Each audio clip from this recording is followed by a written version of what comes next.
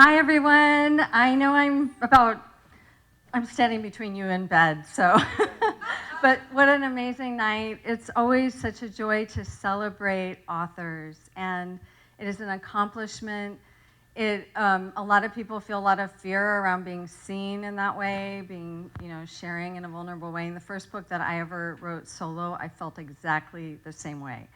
I was like, who am I to write a Don't Sweat the Small Stuff book when I wrote Don't Sweat the Small Stuff for Women? To just understand a little bit about what I'm going to speak on, I want you to know a little bit about me and personally where I come from, how I wrote those books with my late husband. Ours was a typical overnight success story. It took 10 books in 10 years. So it was a grind in a lot of ways. It didn't happen overnight. And on the 10th book, it was Don't Sweat the Small Stuff. But Richard was a pioneer in happiness. He was the first author to ever write a book with happiness in the title. So I think that's so beautiful that you asked me to be with you in celebration tonight. So at the 10th anniversary of Don't Sweat the Small Stuff, and this book came out in 1997, so it's been quite a while, Richard stood in the kitchen and he said to me, you know what's really cool is that every 10 years there's going to be a whole new group of people sweating the small stuff, and this body of work that we've created will continue on, and he was right. At that same, probably a week later, Richard got on a flight to promote his latest book, and he died suddenly from a pulmonary embolism on that flight. It's been 18 years, so I can speak on this and say it without crying, although it feels very fresh to me because it's actually going to be the 18th anniversary in about 2 weeks. So he had invited me very beautifully to write with him in this series. I wrote Don't Sweat the Small Stuff in Love with him, and then after that he asked me to write Don't Sweat the Small Stuff for Women. Now, I didn't want to write that book because I didn't see how two authors were going to do a household, raising family and all of that in the same house. And he said, well, that's okay because I want to stay home and you can go on book tour.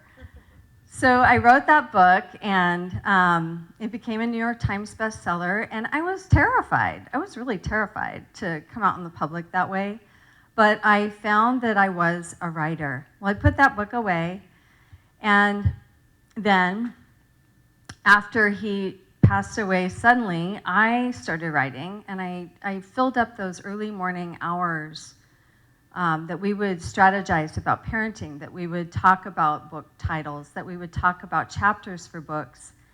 And I filled up those early morning hours by writing, by really tuning into my feelings and my heart and my grief.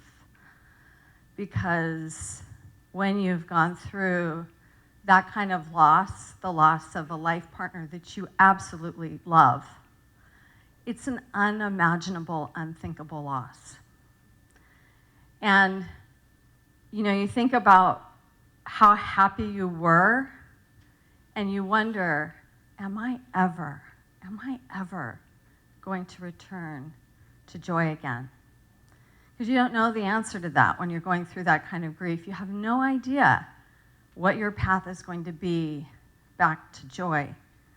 But something starts to happen, and it happened for me, and I became really so heartbroken that I opened up, and I had two choices.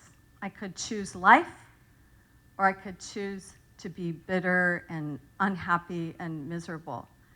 And all that kept me going was just to continue to choose life, choose every day to live. And whatever I could do to live, I did. And amidst that, I grieved. And I think it's not unlike having an illness, that you're told suddenly you have an illness, and you have to carve out time to heal. You have to carve out time to take care of yourself. Grieving is the same way. We don't just get over the loss of a life partner, the loss of a parent, the loss of unimaginable loss of a child. You don't get over it in a day. It takes time. and you've got to do the thing that we all have to do, and that is become available to heal. And I never say that grief is an enemy, because to me, grief came to awaken me, grief came to heal me, and then grief left one day. One of the beautiful things about my journey and my story has been to carry on for Richard, to carry his legacy forward while establishing my own, to see in his grandchildren, which I now have 5, his beautiful eyes and his smile, and just see his athletic ability and all of the things that he brought to the world as these beautiful children take form and become, young adults. Our oldest grandson is now 15. And I'm here tonight because I have a new book coming out, and I thought, what a beautiful thing to celebrate your book coming out with our new book coming out, and it's called Don't Sweat the Small Stuff Every Day.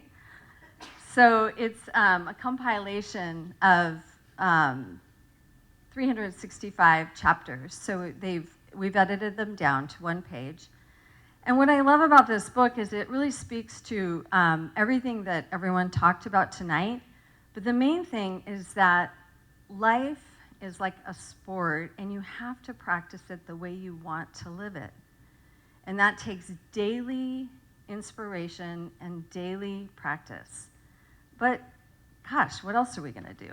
I mean, don't you want to be in charge of your life? You want to decide when you wake up, how do you want your day to be? And you know what? You get to. Even in grief and loss. You don't get to decide that you're going to grieve. You don't get to decide necessarily what triggers your grief, but you get to decide that you're going to go through the process. And I'm here to show you and tell you that you go through the process, and there is a day that you wake up and it's done. And there's never a time where I don't miss Richard. There's never a moment or a day that I don't wake up and think about him, but I'm not in grief any longer. I have chosen my life, and it's just been an amazing life. And I feel so blessed and so grateful that I get to be here, that I get to live for not only myself, but I get to live for him too. So there's a big lesson in Don't Sweat the Small Stuff. When you are living the big stuff, you are definitely not sweating the small stuff. But I just want to thank you so much for being such amazing listeners tonight. And all of the speakers, you did fabulous, and I can't wait to read your book, and it's so exciting, and woohoo, we're done!